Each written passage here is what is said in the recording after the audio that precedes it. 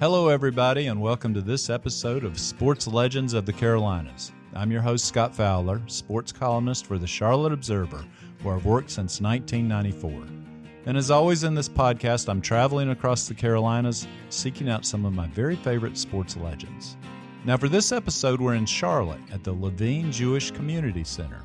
Dell Curry, the former Charlotte Hornets star, has held his annual summer basketball camp here for decades. And so today we're catching Dell between camp sessions and are seated across from him in a room close to one of the facility's gyms. Known for his three-point sharpshooting, Dell Curry had a 16-year NBA career, including 10 years playing for the Hornets from 1988 to 1998. Dell Curry has such a quick release. It's a one-piece shot, and his first two hit nothing but the bottom of the net, 3 in a row. He was the NBA's Sixth Man of the Year in 1994.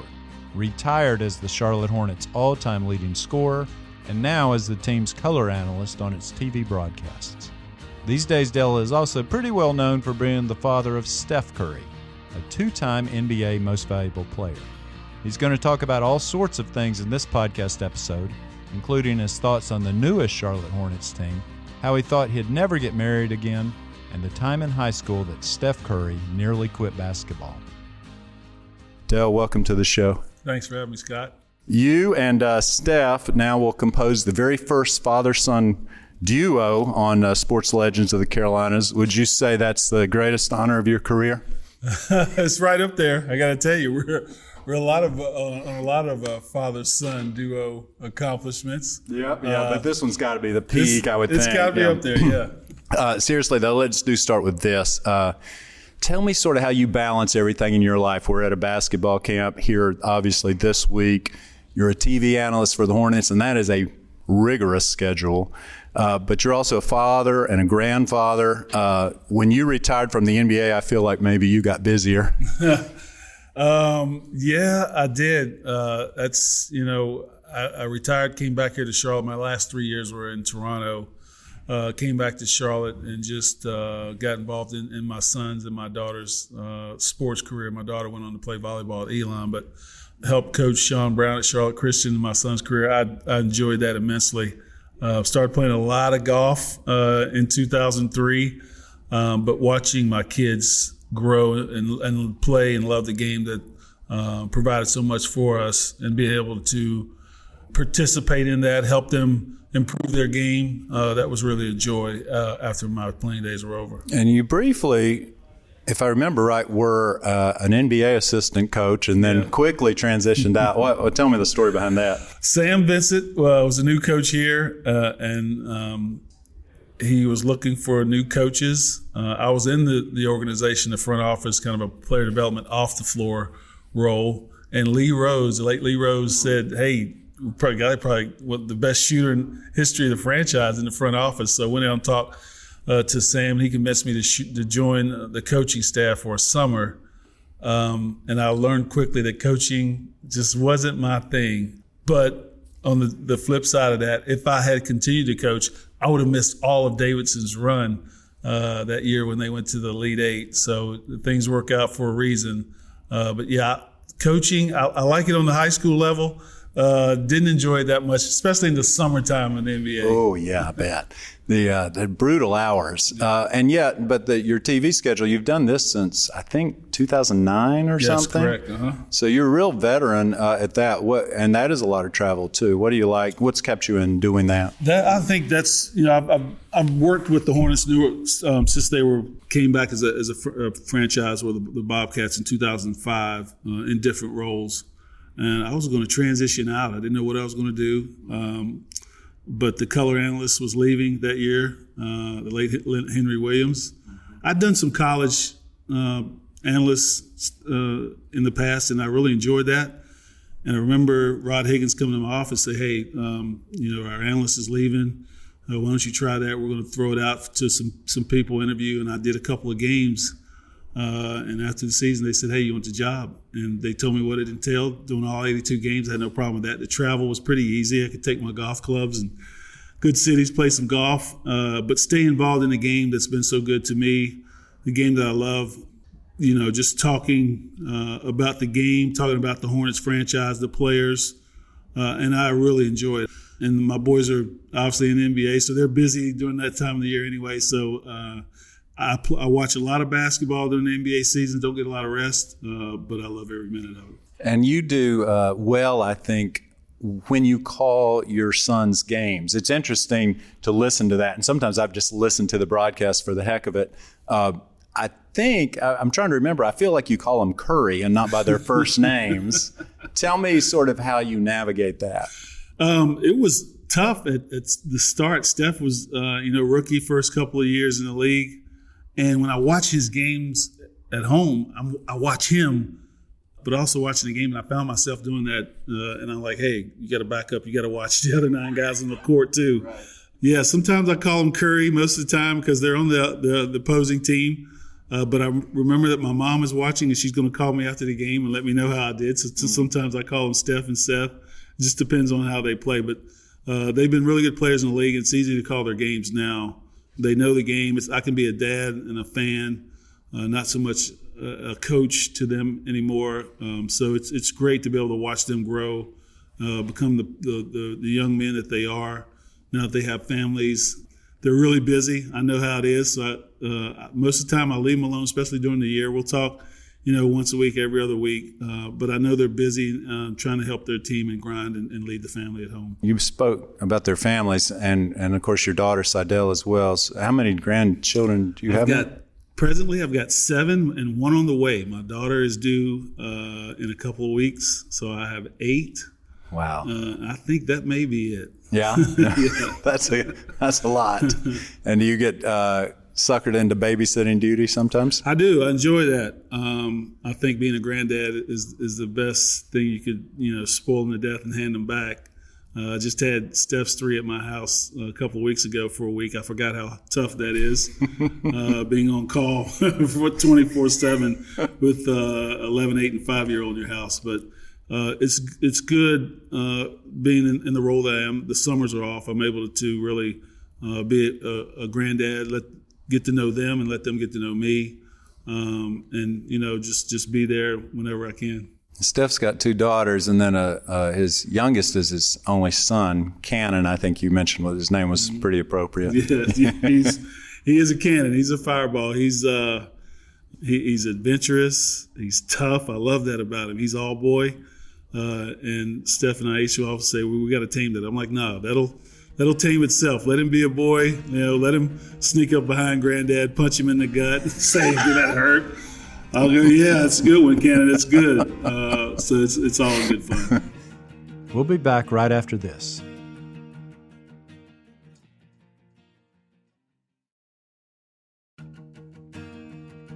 Welcome back.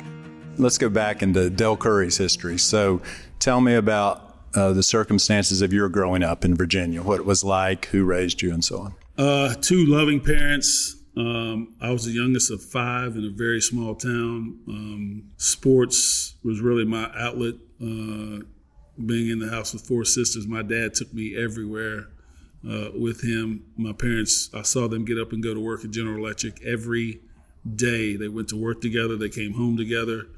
We had the biggest garden in the area. Me and my father worked it. I really did not know how little we had. My parents did the very best they could, and they gave us all the resources and encouragement that they could, just to be who we were and be who we are as individuals. My dad passed in 91. Still close to my mother. She still lives in the same house I grew up in. Wow. Tried to buy her a house. She got offended. She wasn't leaving. No, she was not. Yeah. And what was that hometown? Grottoes, Virginia. Grottoes, Virginia. Wow. Yeah, I looked that up on the map. So, yeah, still close to my family. My oldest sister passed about a month ago. Oh, I'm sorry. So that was a big loss to us. But my family is still very close, and we're in a good place. Isn't there a story about the backyard goal you grew up shooting on, or maybe it wasn't your own backyard? Tell me, where'd you learn that sweet shot? It was in the backyard. Visited my mom a few weeks ago, and that goal is still there. I remember at any certain particular night, the neighbors would call my mom and dad, say, hey, will you stop Dale from shooting? It's 10, 11 o'clock at night, because my dad put my goal right on a light, a telephone pole, which had a light connected to it, so I could shoot baskets all hours of the night. And that was one way for me to get out of the house. I tell this story all the time. It's true. My sisters would lock me out of the house when my mom and dad went to work.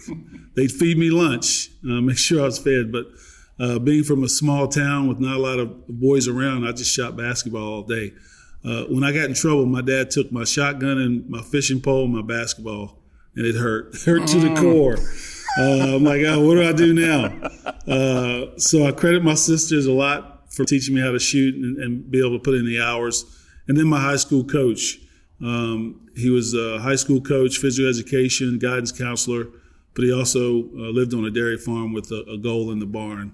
And that goal was mine for the taking any time I wanted. He'd often come pick me up, bring me to his farm, and let me shoot for hours at a time. So it was inside the barn or inside on the out? barn. It was inside the barn, so the weather in Shenandoah Valley did not matter what the weather was like. Like I an could indoor always get court, shots up. so to That's right. speak. Yeah. That's right.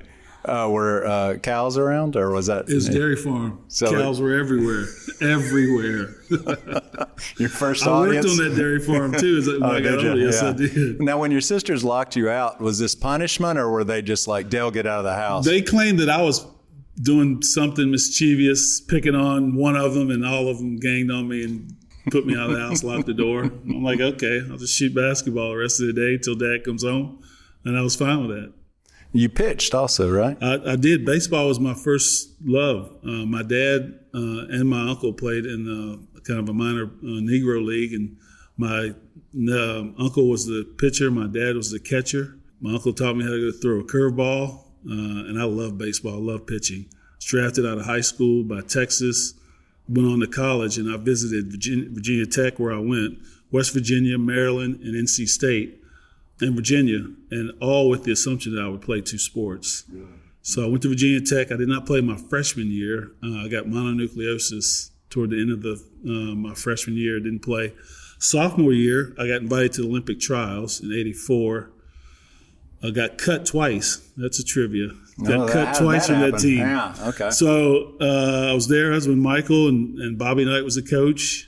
I got cut. I'm in the airport. They had cut the team to 24 players. I was in the airport. Had driven to the airport with a couple other buddies, and I'm sitting waiting for my plane, and I hear Dale Curry pick up the white courtesy phone. I'm thinking it's my buddies messing with me, so I just sit there, and 3 more times Dale Curry pick up the white courtesy phone. I picked it up. I'm like, yo, what do you want? And it's one of the U.S. Olympic Committee men saying, hey, Roosevelt Chapman got the chicken pox. He was the 24th guy. You're the 25th. He can't play. Do you want to come back and play in the game? Well, I wanted to go back to Virginia Tech and play baseball. So I called my college coach, Charlie Moyer, and he said, well, it's really up to you. Call your dad. I called my dad, and he goes, get your butt back to the Olympic team and try to make the Olympics. So I went back. Stayed another week, 10 days, got cut again, but it was too late to play baseball. So I didn't play. I played my junior year, was 6-1, and got drafted by the Orioles. And my dad once again said, no, I think you can play in the NBA. You're not going to West Virginia to play in a rookie ball. So stay in school to get your degree and try to make it in the NBA. Your dad's name was? His name was Wardell Curry. He did not have a middle name. So my name's Wardell Stephen Curry, and of course Stephen is the second. But my dad's just Wardell Curry. Just straight up Wardell Curry, yeah. So, they called him Jack. I don't know how that ever came about, but they call him Jack Curry. Huh. And so did you have a substantial signing bonus for baseball that you had to think about turning down or not really? No, it never got that far. I think out of high school, Texas said, we know you're going to college. We're just going to keep your rights. And kind of Baltimore and college was kind of the same way. They must have talked to my dad before me, and he said, I don't care what you offer, he's not leaving. So it never evolved to that. Most people in the Carolinas, you probably came onto their radar in a big way when you joined the Hornets. So tell me about that and sort of those very first Hornets teams. Well, I was very fortunate to join the Hornets. I wasn't so sure at the time. I was playing my second year in Cleveland, and we had a really good team, Brad Daugherty, Mark Price, Ron Harper. the general manager, Wayne Embry, told me it was between me and Craig Elo as to who was going to be protected. You could protect 8 of your 12-man roster. Yeah. And he knew whichever one of us he didn't protect would be drafted. He told me that he thought Elo had a better chance of guarding MJ. And that, just so you know how that worked out. He looks, he gives to Jordan.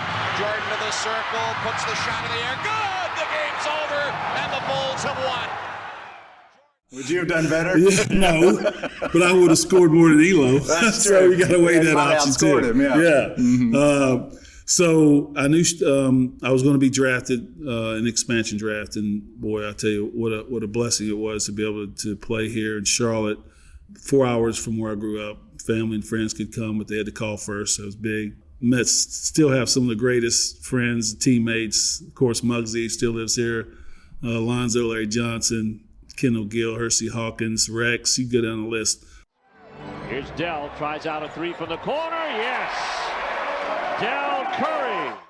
Bunch of young guys trying to figure their way in the NBA. We all figured it out together. But to be the first guy drafted and the last guy to leave from the original team, I think is really special. And it's the reason why I stayed here. I love Charlotte. The city really wrapped their arms around me and my family when we were here. So this is home now. Yeah, that's true. So it's kind of like you turned on the lights, and then you were the last one out and turned off the lights, right. didn't you, in Yeah. a little bit. We did one of these with Muggsy as well, and we were talking about what might have happened if they didn't trade Zoe, basically. Yeah. Unbelievable times where we could have done something special if we all would have kept that band together. Well, in your opinion, what would have happened? Well, I mean, hindsight, you know how that is. But we were such a close-knit team. We had good chemistry. We knew each other like the back of our hands, and we all knew how to play basketball. We were a really good team. And we knew that was going to be the turning point of whether we could have an opportunity to possibly win a title, was whether we could keep Zoe, who was just coming into his own. Yeah. And we knew that if Zoe had signed and stayed here, we thought, hey, we still got to go through Chicago and New York and Boston, but hey, we're right there. And it's a learning curve if you want to get there. You got to keep your core together. We had a great core. So it was very disappointing when that didn't happen. We knew we still had a decent team, but losing a guy like Alonzo Mourning changes the outlook of what kind of team you can become. Very difficult to replace. Yeah. And so in those days, Steph and Seth famously would shoot sometimes, right? Yeah. How young were they when they started, and how did that sort of develop, that they'd be out there with you? So I came here in 88 when Stephen was born, and they kind of grew up. When they started going to the games, they would shoot basketball in the back in the family room until they come out and they'd watch the game. They loved going to practice. I'd say, okay, boys, you can go to practice, you can shoot around, but when practice starts, you got to get a great Gatorade. You can hold the basketball as long as it doesn't hit the floor, but you got to pay attention. We're professional. It's a professional team. Your dad is at work. I tried to really stress that it was my job to play basketball. I don't know how much they got that at a young age, but I think as they got older and started coming into the locker room and finding out how hard the preparation was for each game, I think the light turned on like, hey, this is a job, this is work. It's a game, but it's serious stuff. And I think that really helped them get to where they are now, the learning, the work ethic, knowing how serious the game was. But they loved the game. I was fortunate that my boys loved to do everything I love to do, hunt, fish, golf. But the number one thing was basketball. They would get upset when they couldn't go to weekday games because of school. We wanted to make sure that they knew it was a privilege to go to the games. They understood that. And now I get some feedback from them now. I go, hey, Dad, we understand what you were doing, how you were teaching us as we were growing up, having kids of their own. We'll be back right after this.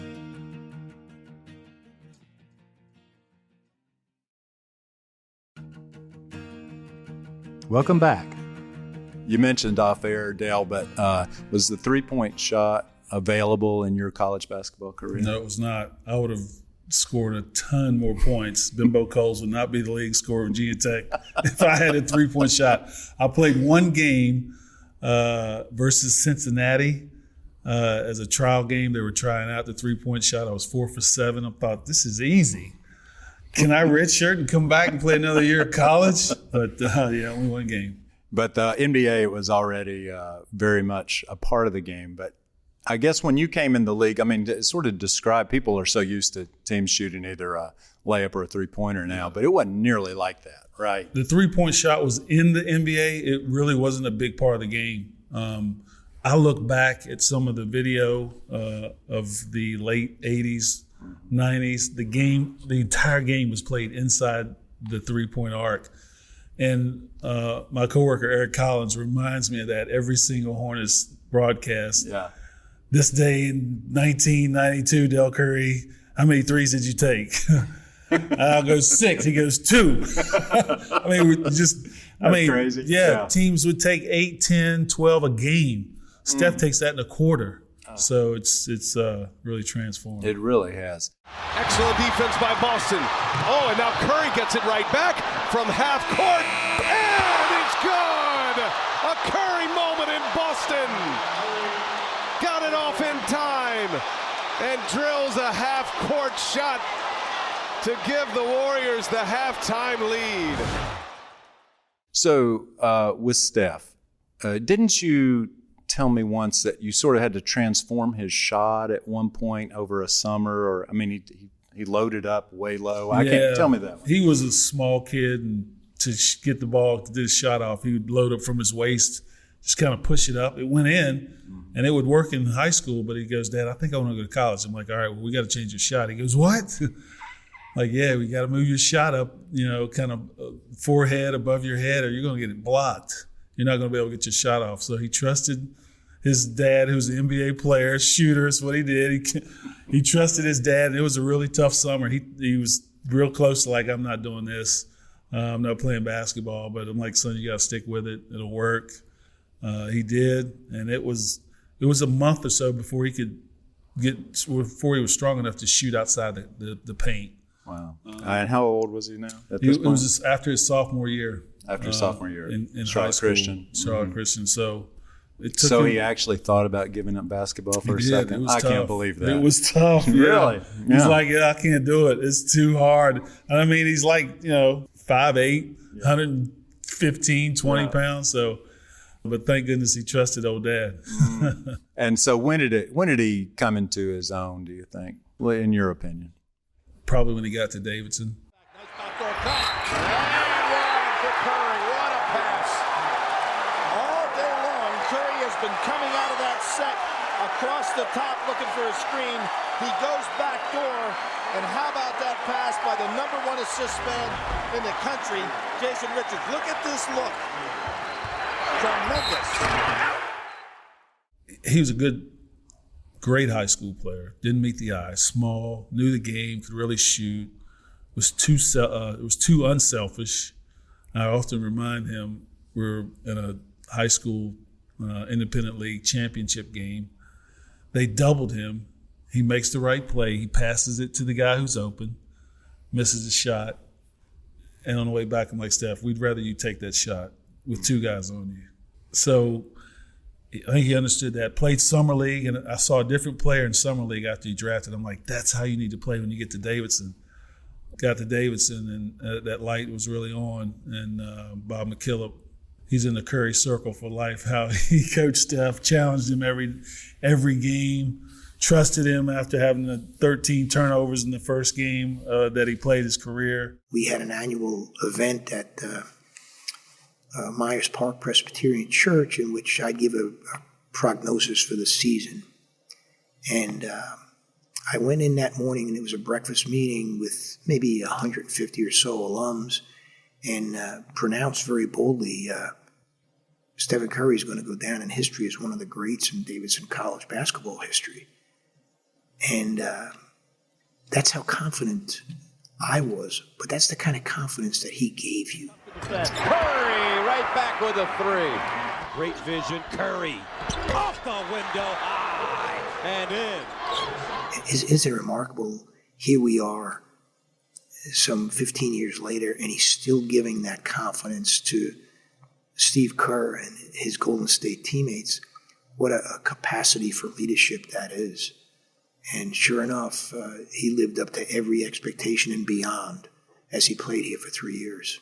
But I think somewhere after his freshman year, start of his sophomore year, a couple of games in, I'm like, okay, he's got a shot. Mm-hmm. McKillop saw it before me. He told me he's a freshman after his first tournament game in Michigan. We're coming through the airport, and he goes, your son's going to make a lot of money playing this game. And I went, okay, maybe in Europe.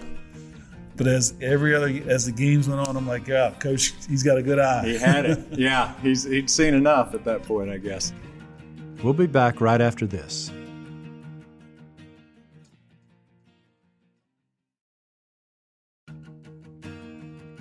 Welcome back.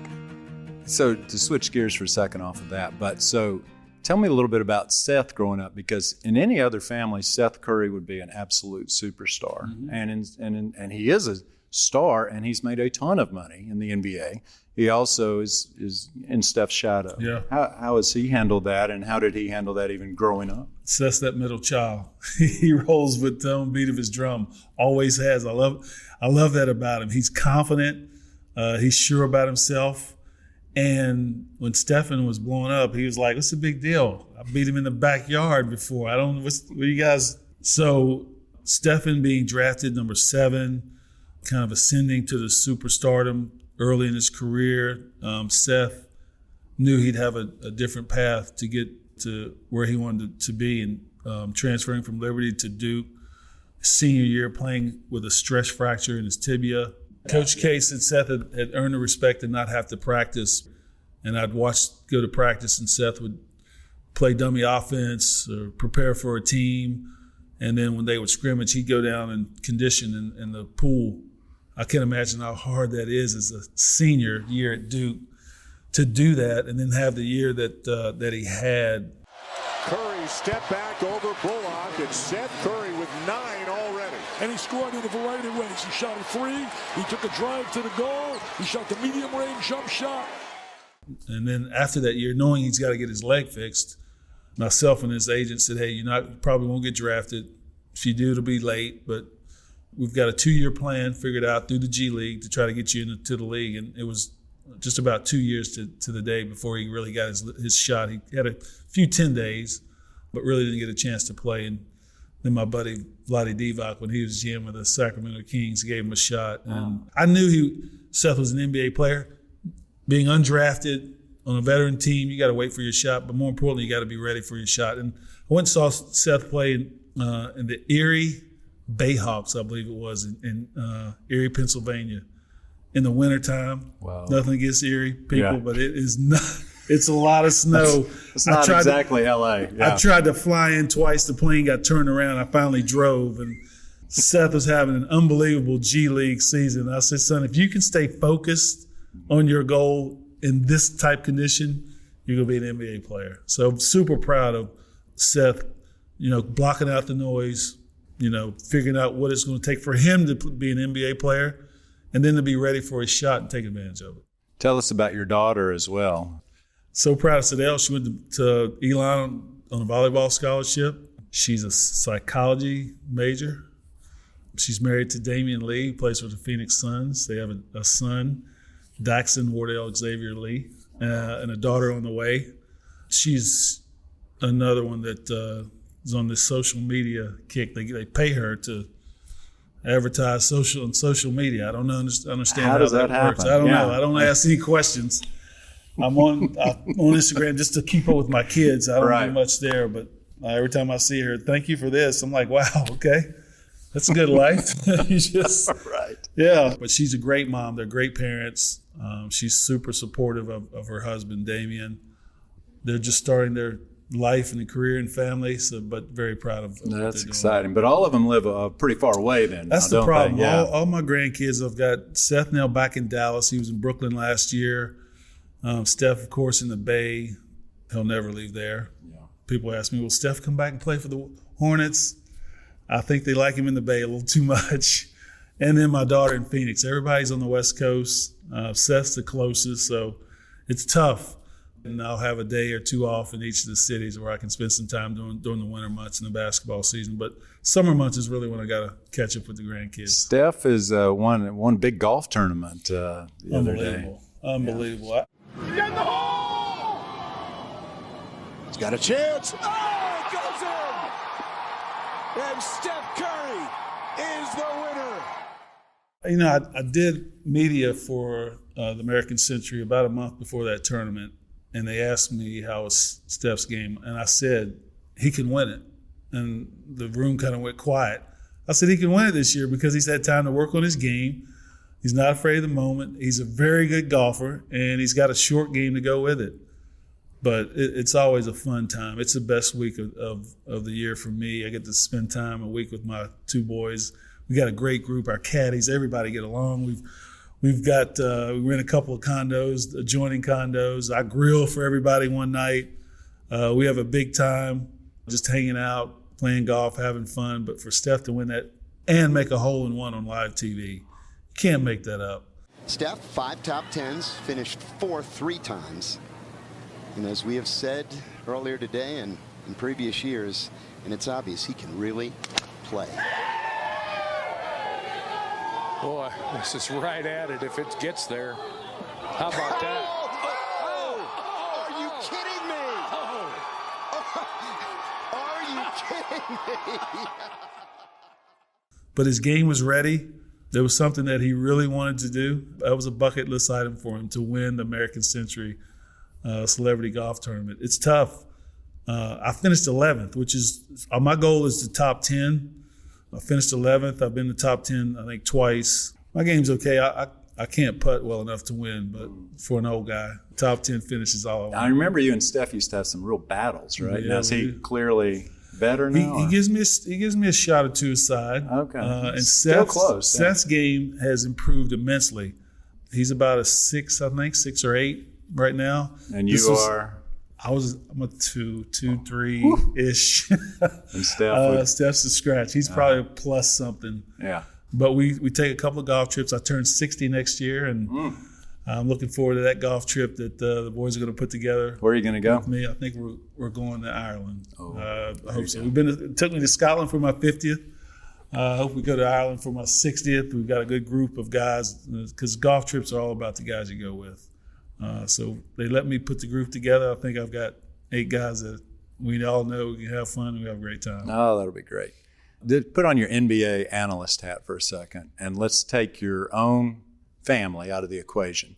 Your Mount Rushmore of all-time greats in the NBA would be? All-time greats. And again, you can go all over the spectrum with this, but I got to go with guys that I personally played with and went against on the court. Okay. So obviously Jordan is one. Magic, Larry Bird, and I'm going to go with Hakeem Olajuwon. Again, I know I'm leaving people off. Right. So don't shoot the messenger. That's a strong group. You, Steph, and Seth play a game of horse right now. Would you hang with them, and who would win? I would hang with them, but I'm almost 60. I would hang with them for a couple of games. And obviously the obvious answer would be Steph, but I'm telling you, Seth was a better shooter. Has always been a better shooter from day one. Never had to change his shot. He always shot it perfectly. He always had that. Had great form. He's got great confidence. He works just as hard as his brother. So I'm going to go draw. I know that's the dad thing to say, and I'm going to stick with it. I'd hold that tight for a minute, but I'm going to go draw. The Queen City has a new king. There's Mama. Kemba Walker broke your all-time scoring record with the Hornets in 2018. Were you sorry to see that one go? I was. I would be lying if I didn't say it. I was sorry. I'm happy for Kemba, but I was sorry to see that one go. I really enjoyed that. As a broadcaster, as still a member of the Hornets organization, to be that leading scorer, I mean, I walk with my chest stuck out a little bit. Yeah. Mm-hmm. Still there. And now I think I'm the leader in steals and games played and personal fouls. So I played enough games to get that. But, yeah, that hurt me when Kimmel broke my record. He's a great guy. I couldn't ask for a better guy to do it, but it hurt. The Hornets got sold. Michael Jordan gave up the controlling interest to a new ownership group led by Rick Schnall and Gabe Plotkin. You emceed that introductory press conference. We saw each other there. But how have those two, the new owners, struck you so far? Very well. I think they're great. Hello, everybody, and welcome to another episode of Sports Legends of the Carolinas. I'm your host, Scott Fowler, sports columnist for the Charlotte Observer, where I've worked since 1994. And as always in this podcast, I'm traveling across the Carolinas, seeking out some of my favorite sports legends and asking them to tell me some of the stories behind their rise to iconic status. Now, for this episode, we're delighted to be in Denver, North Carolina, inside the Lincoln Charter High School basketball gym. We've met up here with former NC State basketball player Tommy Burleson, who was kind enough to make the drive from Western North Carolina to the gym at my local high school. Burleson won a national championship in 1974 with a Wolfpack team that also included David Thompson and Monty Tao. At more than 7 feet tall, Burleson was a mountain of a man who grew up in the mountains of North Carolina. The college All-American also played for the U.S. Olympic team in 1972 and was named the 2-time MVP of the ACC tournament. After a 7-year NBA career that ended in 1981, Burleson returned to his home state and has been a larger-than-life presence in North Carolina ever since. Tommy, welcome to the show. Thank you, Scott. My privilege to be here. Let's start with your height, since that's the first thing people have probably noticed about you for most of your life. What was the height you were listed at NC State, and what was your true height? Well, coming out of high school, I was 7'1", and of course, my idol was Lou Alcindor. And then, of course, Artis Gilmore, he's about 7'1", but he listed at 7'2" also. So I was anxious for the day for when I would be listed at 7'2", and Frank treated me like a circus act, and he listed me at 7'4". When I was measured in the Olympics, I was 7'2½". When I was measured in the NBA Combine, I was like 7'2¼ The first time I ever played against Lou Alcindor as a buck, we were like boxers. We walk up to each other and we measure each other up. We just see who's bigger. And the first words Lou Alcindor ever said to me was, "You're not 7'4". I said, "I know I'm 7'2". And then, Walton's real ballistic about it also. I mean, he's 6'11". He don't want to be over that 7 foot mark. But, physically, the tallest I've ever been measured is 7'2½", and I was in the Olympics. And I just wanted to be there with my icons of Artis and Kareem and stuff. And of course, Frank and I did not agree on that at all. Frank, you're speaking of. Frank Wheaton, sports information director. He was, I felt excuse me, I shouldn't say it, but he treated us like a circus act. He had Monty, and he had David the high wire act, and then he had me as a giant. And I wanted to be known for my ability. I had a 29-inch vertical. I'm still like the third leading shooting percentage at NC State at 56.4. David's 56.6. I led my high school in free throw shooting at 87%. I was the first North Carolina player ever playing the National All-Star game.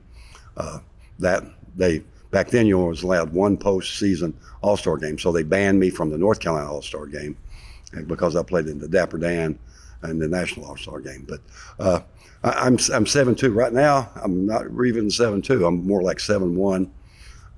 Barely over 7 feet. So that's it. 7'4" was just to make you the tallest player in college basketball. Yeah. All the NC State media guides listed him at 7 feet 4 inches tall, but he was actually 7 feet 2 inches tall. Now, regardless, he became a giant figure to the success of NC State basketball. In 1974, he averaged 18 points, 12 rebounds a game. Ladies and gentlemen, Tom Burleson. I think I know the answer to this, but let me ask it. Were your parents particularly tall? My father was right at, he was a Green Beret. Well, I was in the 101st, of course, there in D-Day, and didn't come out re-upped and became 82nd. But, yeah, he was right at 6'3", a tall 6'3". My mother was right at 6 feet.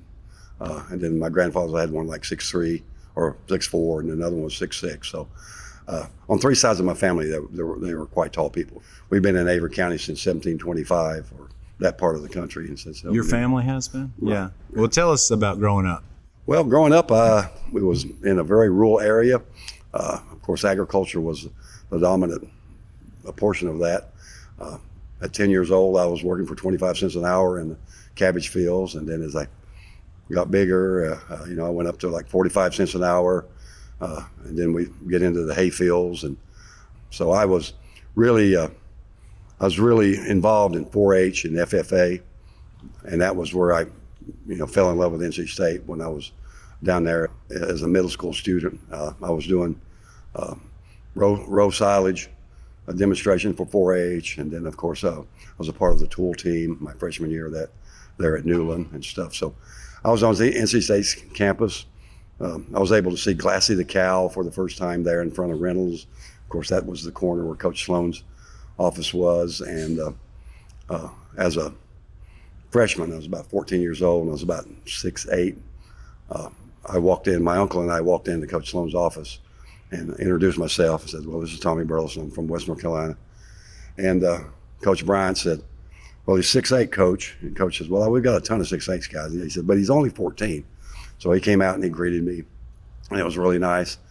And I just sort of fell in love with the school and just had that dream. I could see that position where I could, sort of slide in there and play center.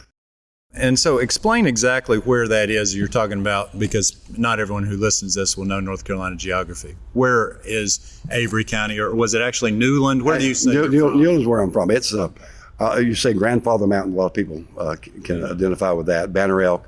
We're just 22 miles south of Boone, which is Appalachian State, 55 miles north of Asheville. The that western part of the state runs at a diagonal, and when you realize Tennessee's north, you drive north to Johnson City, you drive north to Bristol. We were like 45 minutes from, Bristol Motor Speedway and stuff like that. I live like 4 miles off the Appalachian Trail.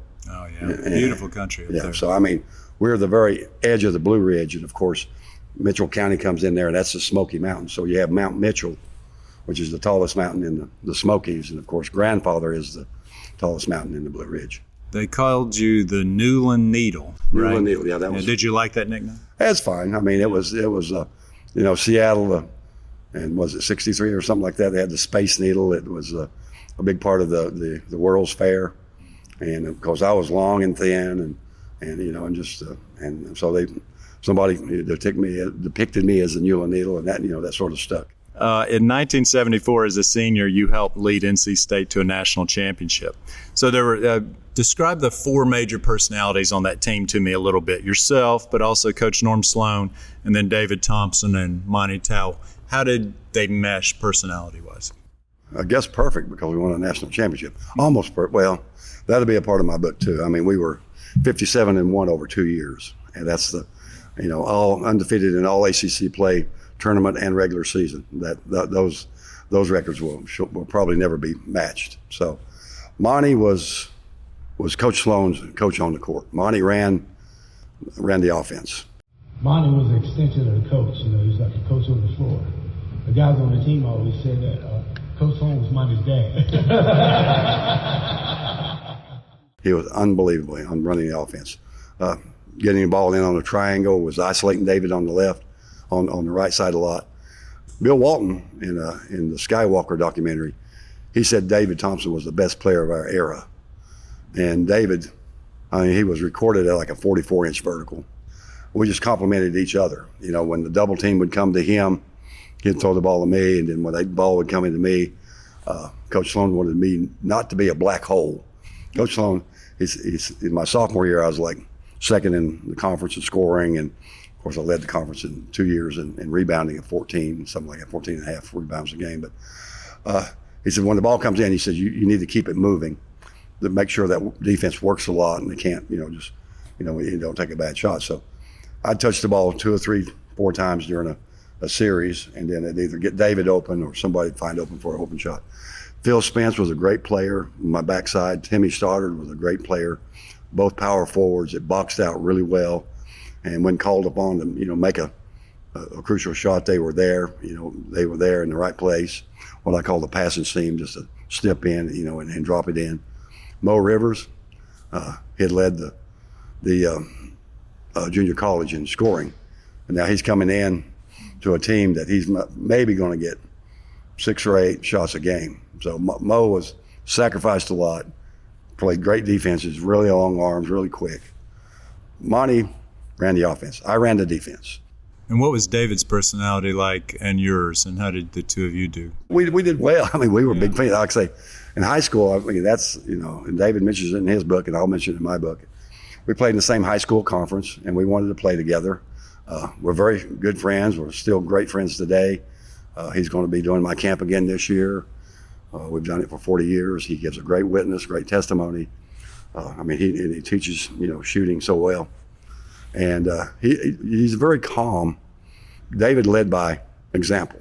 David being able to do what he does, I always say, and everybody agrees, this is Michael Jordan before Michael Jordan was there.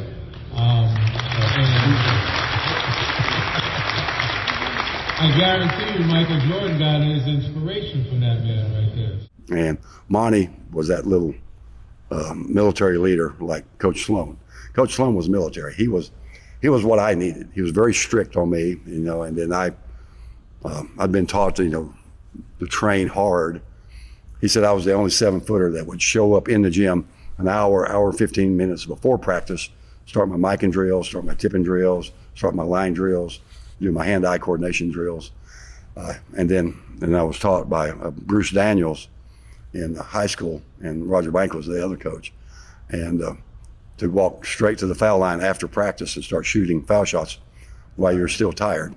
There was no, dissension between the team. We loved each other. We still love each other. We still, I do a little online, like a little sermon every weekend with the team members that are still living and stuff. And really, and that's that's cool. It's all good. And like I say, but Coach Sloan he was adamant about his discipline and stuff. I was speaking with people out front, and they asked me about Norm Sloan, and what people didn't. They asked me if he lived up to the nickname of Storm and Norman. And I always felt like he did that to take some pressure off of us, so that people would be on him instead of yelling at David or Tommy or me during the game. But he was a Sunday school teacher. He would take a prisoner out of the Raleigh prison, bring him around the team every weekend. There was a lot of things that Norm Sloan did that nobody ever knew about. He called me in my junior year, and he says, this team can't lose. I said, really? He goes, yeah. He says, your offense is amazing. He says, we have just too many weapons. He says, I can call on anybody and we can score at any time. He looked at me and said, I'm going to focus on defense. And that's what he did. Dwight Johnson keeps saying, Burleson beats us on the suicides. He's 7 feet tall. 7-foot guys can't beat you on suicides. And I'd beat him by about 12 feet. And he's just like, God. So I ran one group and David ran the other group. And I was, of course, that was my father, Green Beret. He would get me up at 9 years old, and we'd run like anywhere from 2 to 3 miles in the morning and come back and do calisthenics. Then, of course, I'd feed the cattle, the milk cows, and then that afternoon we'd feed the 200 head of beef cattle. And of course, we only had 60 acres of cabbage, row crops and stuff. You're an athlete. It doesn't have to be just to be tall. Yeah. You mentioned off air, but tell us about your very favorite trophy that you own. Well, my very favorite trophy is I competed in the Western North Carolina Livestock Show for many years. And in my senior year, I had a really good Angus beef. He weighed about 1,400 pounds, and I showed him, and I received the showmanship award, but he was the grand champion. And my mother still says that's my favorite trophy, and it probably is because back then you didn't get participant trophies. If you received a trophy, you received it for actually doing something. Yeah, for accomplishing that feat.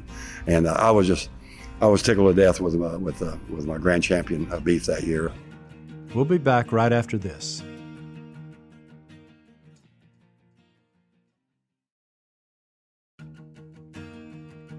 Welcome back. Okay, Tommy, so to go back for a moment before we get deeper into your run in 1974, let's go to 1972, where you had some really remarkable experiences at the Olympics as a 20-year-old. And first of all, let's go with the most brutal and difficult thing that's probably ever happened in the Olympics. You happened upon a terrorist attack against the Israeli Olympians, if you'll tell us that story. When German police close in, all the hostages and 8 terrorists die during an airport shootout. Palestinian militant group Black September claimed responsibility for the attack, which shocked the world. Millions of viewers watched it unfold on live TV. Well, the night it happened, that our barracks, or those apartments have like a second life, and we're staying in like one of the apartment units, and we hear it's gunshots, and I think it's fireworks, and Kevin Joyce says, no, that's gunfire. And then all of a sudden we're all anxious about what's going on, and then of course as we come down to breakfast, we realize it's under siege, and in the Olympic Village. In the Olympic Olympic Village, yeah. Our quarters, our I guess you call it barracks, but our quarters there in the Olympic Village looked right down on the Israeli building, and where they were staying. And like I said, we heard the gunfire that night, and then we started looking at pictures, and I was saying, well, I had lunch with him and I had breakfast with him, and we ate at the same mess hall, and of course the Canadian guys, their room was right dead even with the Israelis in the second building. There's a building that was here. I was here, the Israeli building here. So you want to go back and see it? And I said, sure. I mean, I was that, 20 curious. And so we went back, and then there was like cameramen all over the place in these rooms, in these athletes' rooms, because I mean, had been no security at this time. And they were like, taking pictures of there, and you could see the terrorists walking back and forth, and the green leaves were shooting, stuff like that. I'm going and you could see the Uzi in his hands. I'm going this is not a very safe place. So I left pretty immediately. But then again, of course, all that was cleared out as the German police and soldiers began taking over the Olympics village. First day, first 24 hours, we went to McGraw, sat around. They brought us a box lunch. We went back to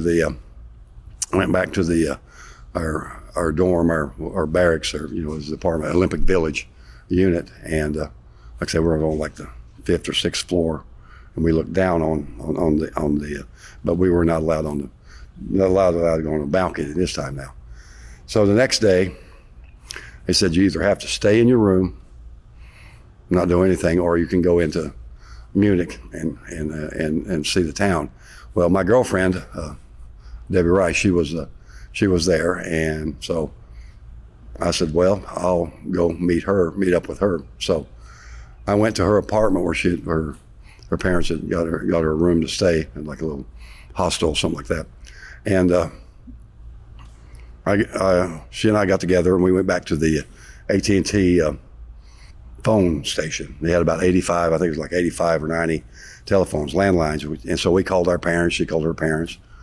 Then we went to across town to a McDonald's, which was full of Americans, and we was eating McDonald's. And then we came back through the Black Forest, and I bought a clock for my mother and that kind of stuff, and she bought some stuff for her parents.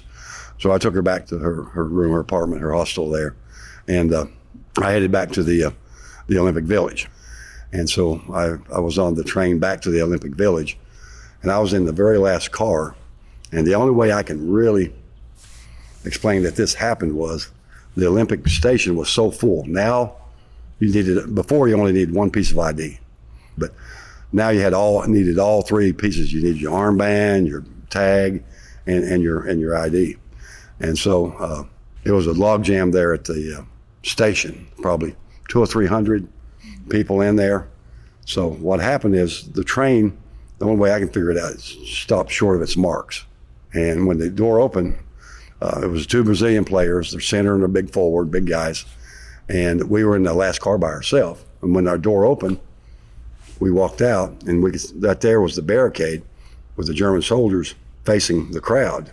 Well, we were behind the crowd, and like the double metal doors were right there, and you could see through the glass, and I could see through the parking lot that nobody was really there, and the garage door entrance to our building was just right there. That's the way we'd been going in and out the whole time.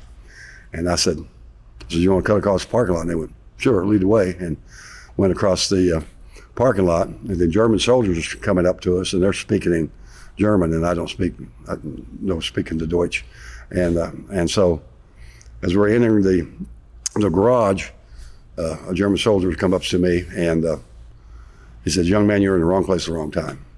I said, "What?" He said, "We're bringing out the hostages right now." So I looked to my left, and then the two Brazil players were laying down, face down in the parking lot, and they had soldiers with guns in their back. He said, "You face that wall," which is the wall of the garage where the cars come in, the driveway where the cars come in and out. So I'm facing the wall, and then all of a sudden we start hearing motion behind us. When I start hearing motion, I look, and there's the Israeli terrorist. He steps out from behind the wall, one of the corners, and I look at him, and he looks at me, and it's probably, 30, 35 feet or something like that. And the German soldier takes the gun out of my back. He sticks it in the back of my head. He says, "Face the wall." Now I have a pretty good eidetic memory, and I can close my eyes, and I can see those blemishes in that concrete right now. And then as they start walking behind me, I can hear the young men, a couple of them are crying. And so they're leaving the security of the hostages are leaving the security of the Olympic Village. So you can sort of tell they have their fate sealed. So as that small bus is behind us and they're loading them in, I can hear the Arabics snapping commands, and I can hear the feet shuffling, and I can just hear all that motion behind me. But really, I wake up at night, sometimes just in fright and terror, dreaming about those young men, because within 45 minutes they're all going to be dead. They're going to be blown up in those helicopters.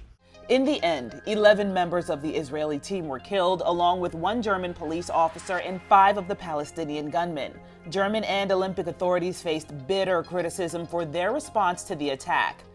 And I can just hear their emotion as right now. It just tears me apart. Just as I hear their emotion, I think about their families, and they're just walking into their death. And so once a botched rescue operation is what happened, for those who don't know. Right? They went to these helicopters and ended up a hand grenade was tossed in there. Or something. It was. If you watch the, there is a documentary out there, and it's sort of hard to find. But yeah, the Germans wanted to do it themselves. They didn't. The Americans and the Russians had sharpshooters, and they tried to sharpshoot once, and they told him if he tried it again, they'd blow him up. And then what they did is they had, what I can tell is they had these Adidas bags. Back then it looked like a square Adidas bag. It was full of hand grenades, and they pulled a pin on one and just threw that whole bag of grenades in there. So when you see the documentary, it's the helicopters is ground zero. They ran out. Now 2 of them were killed at the site, and then 6 were then, of course, a part of the hostage release in 1977, when it took the Israeli airplane, their commercial airplane. They took them hostage and had like 200 some Israelis, and they had 160 some political prisoners released. It was a big hostage exchange, and they were part of that. The German soldier that had his gun pressed into the back of your neck was actually doing that for your own good? Yes. Oh yeah. I mean, he was saying, because I had a USA coat on, and today, I mean, that's the first time Black September ever showed its ugly face. So, and today, it could have been very, I mean, if they saw that USA, they could have said, "We want him too," and put him on the bus with them. I mean, that absolutely could have been it could have been catastrophic for me, but God was protecting me. God had his angels there. The Olympics continued, which I wonder if they would today in the same situation, but they did after a pause. And not long after that came the controversial gold medal title game, which you did not play in, and describe why. Describe why? Because I think I told you my girlfriend had came into Olympic Village with me. We'd had supper, and I'd taken her up to our apartment, and we were on the balcony overlooking Olympic Village, and Coach Bach come out and says, "What are you doing here with a female?" I said, "Well, she's my girlfriend." I said, "Everybody else just had their girlfriends and their mothers and their sisters and everybody up here." I said, "We're just out here standing on the balcony." And he said, well, you're not supposed to do that. And I said, all right. He said, I'm not going to tell Coach Iba, and I'm not going to tell Coach Bach. I said, well, that's fine. I appreciate that. But he did. He ended up telling them. And so they told me that I was lucky. I guess Coach Iba, he would send you home. He'd throw you off the team, kick you off the team for a heartbeat. But the coaches had like 4 days to think their game plan over. We'd been playing American ball, transition, fast break, blowing everybody out of the water. For some reason, Iba and went back to his old 1950s basketball, and we went to a slow down, very methodical, running plays. And we were down 8 points with about 5 minutes to go, 4 minutes to go. Of course, you have a 30-second shot clock, and Kevin Joyce called the time. There was a timeout call, and Kevin Joyce looked at Coach Ivan and he says, Coach, we have to start pressing and we have to start pushing the ball. We have to start, running some fast breaks, really, stepping the tempo up. And Coach Ivan says, what? He says, we've got our plan. We're going to stick with you. And Kevin's going, like, Coach, we're going to run out of time. Tom Anderson chimed in right with Kevin. He says, Coach, we've got to start pressing, putting pressure on the ball and creating turnovers, or the game's going to be over.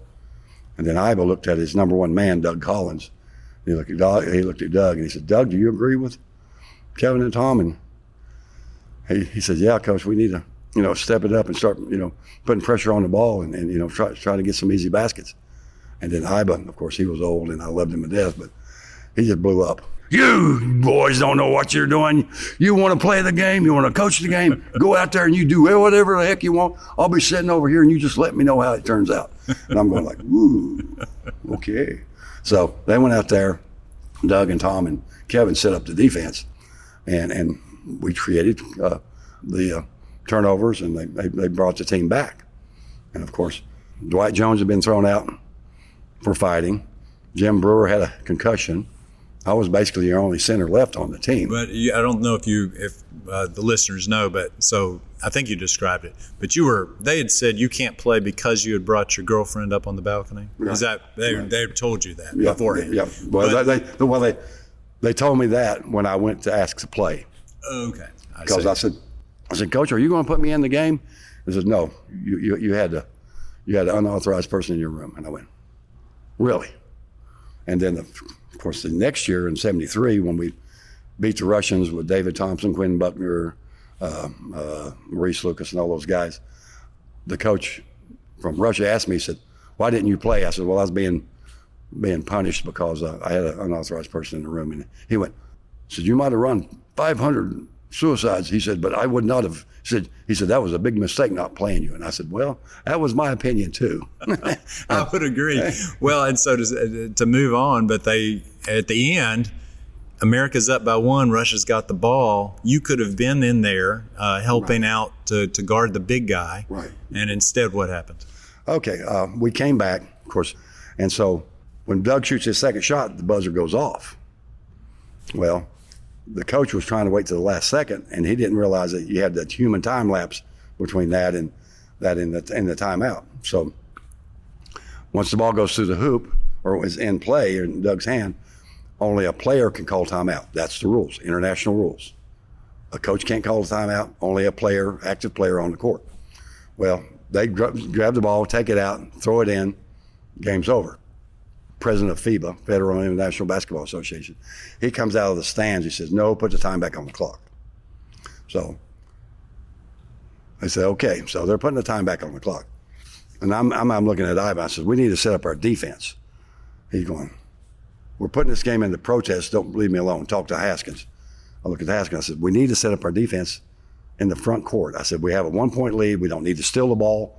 We have to just, when they make that one pass, that person's got to shoot. With 3 seconds, they don't have time to make a second pass. I said, we have to cheat to the ball wherever they throw the ball and have 2 people standing in front of them and make them make a horrendous shot in order to beat us. Don't you worry, we're handling the game. Go talk to Bach. And I went to John, and I said, John, are we going to set up a defense in the front court? And he goes, don't you worry about anything. You're not playing. You know you're not playing. I said, you got me and Bobby Jones sitting here on the court. I said, you've got 2 of the biggest people on your team. Was Bobby in the game at that time? No, Bobby wasn't. They didn't put Bobby in the game. Bobby, he's really a poor defensive player because, he's only first team all NBA 11 years in a row. I mean, I'm being very sarcastic there. Bobby Jones. That's why I made the Hall of Fame. Yeah, the defensive wizard. Yeah, he was key in Philadelphia's championship. I mean, Bobby's an excellent person and a great friend, and he and I, and as a teammate, it was just awesome. But I was there campaigning for both of us to get into the game. We set the defense up. We had 4 guys in the backcourt. Poor little Jimmy Forbes, who had came in for John Brown, 160 pounds soaking wet, and Jimmy is back there on Bailoff. I mean, he's probably got 23-inch biceps, 54, 56-inch chest. I mean, just a monster. And he just arm bars Jimmy, catches the ball, and lays it in as his brother throws him the ball. Now, before the game, we told you the story through Marv Albert's reporting of the U.S. disappointment in 1988 when they settled for bronze. But really, when you look back over the Olympic history of U.S. basketball, the biggest disappointment came in 1972. The greatest controversy, perhaps, in the history of all organized basketball. Never been a more controversial game than the gold medal contest in Munich in 1972. There, the Soviets dealt the Americans their first ever Olympic loss. And then the second time, we had went into the dressing room, and they come in and told us, well, you will forfeit the game if you don't come back out and play it again. So we had to go back out on the court and play again. It was all kind of chaos.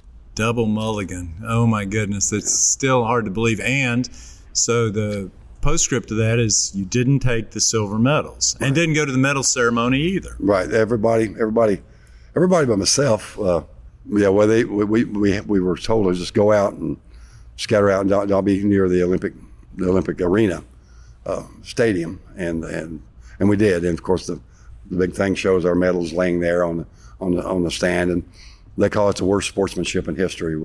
Would you take that silver medal today? No, because the teammates, we voted it is either all for one and one for all. So 3 guys have it in their wills to not accept it. So I really don't want it. Tom McMillan's tried to do different things with it. He wants it returned to the Naismith Hall of Fame and put in their archives. Stored away instead of having it in Geneva. There's only 7 left right now. 5 of them are missing. Who knows where they are? Probably some private collection somewhere. I don't know, but that's interesting. But I really don't want it. I mean, like I say, there's not one for everybody. We'll be back right after this.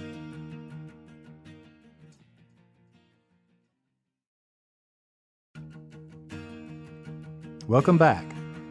The 1974 ACC championship game is commonly regarded as the best game ever played in the conference.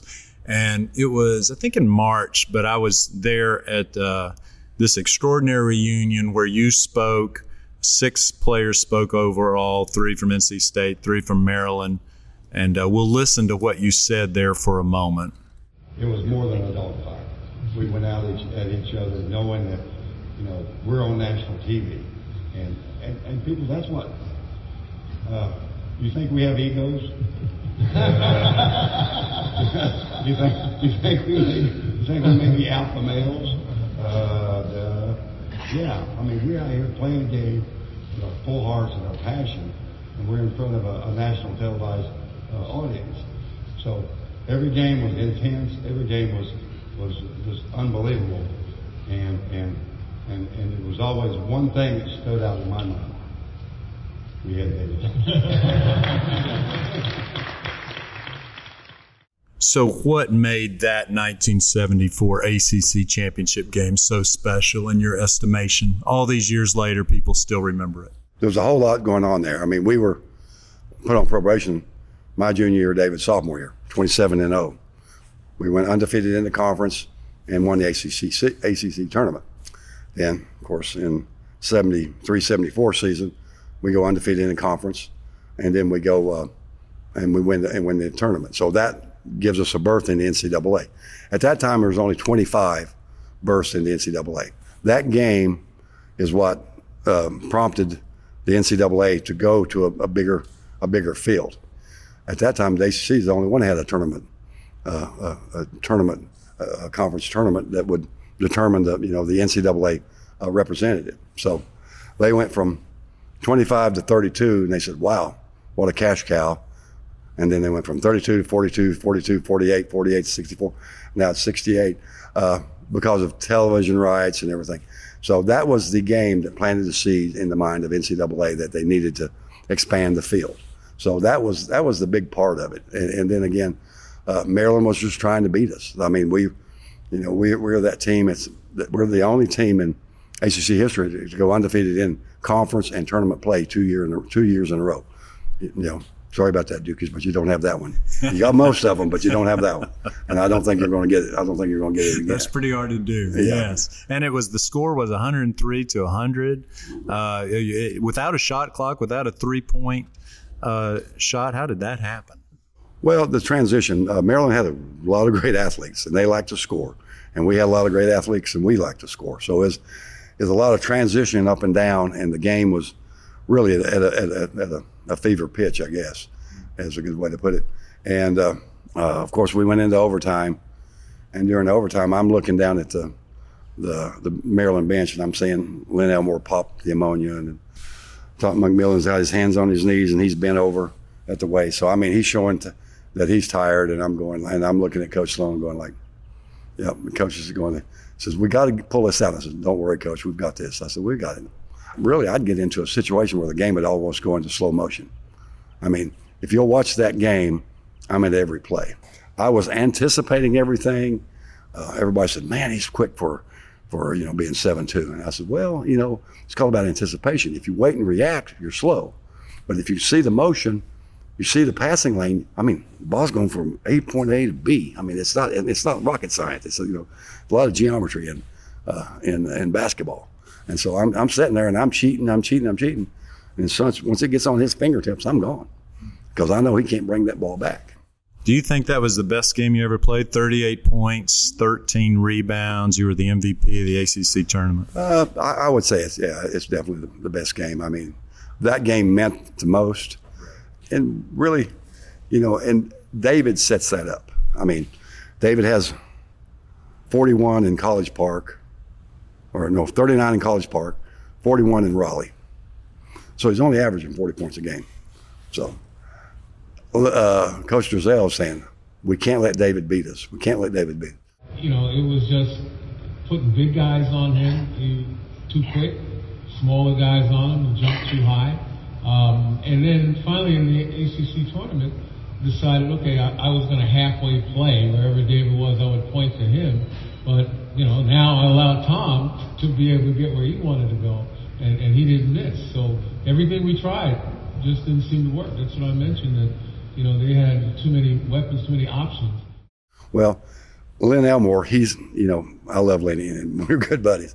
But he's got this mental psychology that he's the next Lou Alcindor. Well, he's 6'9". Lenny's a great power forward, tremendous player.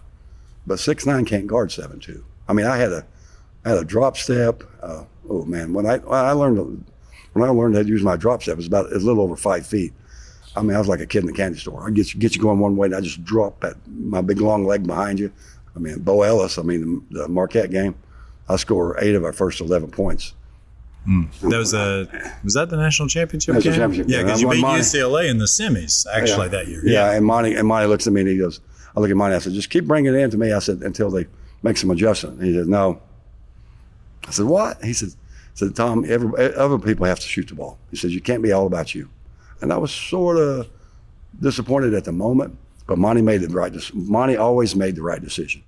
Keep them all involved and happy.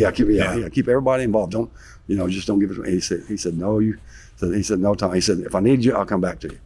Well, the toughest game in that Final Four after you beat Maryland was against UCLA in the semis. Unbelievable game. You played 2 classics in the matter of weeks. Bill Walton was on the other team. UCLA had won 7 straight NCAA titles. That is hard to believe these days. Anyone could win 3 straight. They'd won 7. So talk about your battle with Walton in that game. Well, that was our primary goal, was to beat UCLA and dethrone that wooden dynasty. Every Western sports writer has ever rated the teams, we were like 6th or 7th, and that 72-73 team of Walton, Wilkes, Myers, Washington, Tommy Curtis, Greg Lee, they're number 1. That's the stinking team we beat. We beat them, and so I mean, and Walt said it was, and of course in his documentary it's like him. This is the most depressing day of my life. As you know, we lost our respect. We all started digging the tea and all that kind of good stuff. And I'm going like, yeah, you certainly did. We beat you. But but we have David Thompson, you have Monty Tao, you have Tim Starr, you have Phil Spence, you have Mo Rivers. We have Mark Moeller, Craig Kuzmo, Steve News, Greg Hall. We have just a tremendous Smitty, Mike Burma, all the guys, coming off the bench and everything. I mean, we had a top 10 team, was on the bench. I mean, we were just full of talent. But the UCLA game, it took double overtime. But and Walton, and I give him his credit. And all hell is going to break loose here in about 12 seconds. To hit them both, we're going to have a new national champion. Now, he was coached by John Wooden. I could jump higher in Walton, had a better field goal percentage than Walton. I shot free throws better than Walton. And every time we played man or heads up, my team won. I mean, we won the CPAC trophy 6-8, 6-2 in the 8 games we played them in our Pacific Division and all that kind of stuff. And of course, Larry Bird, when Walton starts bragging, Larry goes, Burley ate your lunch every time you played him. Because we were the icons. Didn't they beat you in the regular season that year? Well, yeah, they did. That game was getting us ready for the final game. God knew nothing's perfect in God's eyes. So that's the only loss we have in 2 years. 57-1, 51. Yes. And if we beat UCLA, and I hate to say this, if we beat UCLA in St. Louis, John Wooden is a great coach. And he's going to come in there with a different game plan against us. And so they come in there overconfident, thinking that they could have beat us like they did in St. Louis when they were just lucky. Well, they were fortunate to win. God was getting us ready for that final game because God knew how that cycle was going to come around. And in order to win the big game, we had to lose that game. You have to learn from your experiences. We'll be back right after this.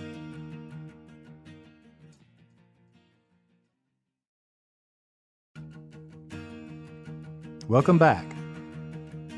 You are writing a book you've mentioned. Have you got a title for it yet? Play On. Play On. Nice. I like it. That is going to be a wonderful read. I know that you can't encapsulate 40 years in 5 minutes, but give an idea of what after basketball was over, what you've done with your life. So I rededicated my life June 23rd, 1982 to Jesus Christ. And I got married. Denny and I have 3 sons. Seeing that first boy's face and realizing that he's depending on me to eat, shelter, and everything, that is a moment that you realize that people are relying on you. So, of course, I went back with my little hardware store. We worked there for a while.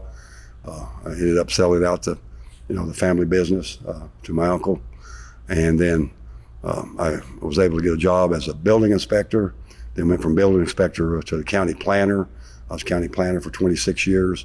And this is back in your hometown? Hometown in Newland, Avery County, Grandfather Mountain, Beach Mountain. Of course, Lee's McRae's there. We're just south of Boone, Appalachian State. Gorgeous. I can see why you'd want to return there, even after you've seen a lot of the world. Well, exactly. I mean, it's life after basketball. That's big part of the book. I mean, there's so many stories I can tell that where players implode once their basketball career is over. They don't know what to do. I mean, it's, you put so much emphasis and so much you're relying on basketball so much that once now you have to go back to your education and your skills and what you have, how you prepared yourself for life after basketball. And of course, that's why I've chosen the title Play On. That's wonderful advice and so true. It's just been such a pleasure talking with you today, Tommy. Thank you so much for doing this. Well, thank you, Scott. I appreciate you wanting to relive some of those great moments with us and with me. And like I say, the team, I was on a great team, had great coaches. And, it's all about team sports. And then again, in life, there's politics and there's things that goes on that you really don't want to be about the ugly part, but it happens, and then like I say, I was so involved between the Munich and then of course the way my NBA career ended up and stuff and all that. But God had a plan for me and had a job waiting for me, had a life waiting for me. I've had my camp for 40 years now. David Thompson's going to be back. I think Phil Ford's coming this year. And we teach fundamentals, and there's fundamentals in everything you do. Everything from education to basketball, to living your life and how you treat people and how you want to be treated. So it's been my privilege, and I thank you very much. Absolutely. That's Tommy Burleson. I'm Scott Fowler, and this is Sports Legends of the Carolinas. Thanks so much for listening to Sports Legends of the Carolinas, a production of the Charlotte Observer. This show is produced by Lume Ali Sally, Jeff Seiner, and Cotta Stevens. The sports editor of the Charlotte Observer is Lydia Craver, and the executive editor is Raina Cash. Remember, you'll find much more about this interview and about all of our guests, including Steph Curry, Roy Williams, Dale Earnhardt Jr., and Don Staley, in our Sports Legends book. Pre-order your copy now at sportslegendsbook.com. For lots more sports content and to continue supporting this kind of work, please visit charlotteobserver.com and consider a digital subscription. And connect with me on Twitter at Scott_Fowler or email at sfowler@charlotteobserver.com. See you next time.